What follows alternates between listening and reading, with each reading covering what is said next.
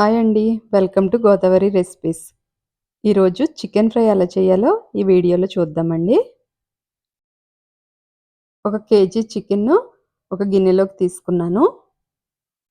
సరిపడా ఉప్పు, ఒక స్పూన్ కారం, కొద్దిగా పసుపు, ఒక స్పూన్ అల్లం వెల్లుల్లి పేస్ట్, ఒక చెక్క నిమ్మరసం, ఒక స్పూన్ ధనియాల పొడి, హాఫ్ స్పూన్ మసాలా పొడి, 5-6 పచ్చిమిర్చి, కరివేపాకు, కొత్తిమీర, సరిపడా ఆయిల్ వేసుకుని కలిపి ఒక అరగంట పక్కన పెట్టేసుకున్నాను. తర్వాత అదే గిన్నెను పొయ్యి మీద పెట్టుకుని 10 నిమిషాలు ఉడకబెట్టుకోవాలి. ఇలా వాటర్ వచ్చేస్తుంది 10 నిమిషాలు ఉడకబెట్టిన తర్వాత. మరలా మూత పెట్టి మళ్ళీ 10 నిమిషాలు ఉడకబెట్టాలి. త్వరగానే కుక్ అయిపోతుంది. ఇలా వాటర్ ఇంకేంత వరకు కదుపుకుంటూ ఉండాలి. వాటర్ అంతా అయిపోయేదాకా కదిపితే సరిపోతుంది. ఆఖరిగా కొంచెం కొత్తిమీర, కరివేపాకు వేసుకుని కొన్న మసాలా పొడి ఉంటే వేసుకోండి, బాగుంటుంది.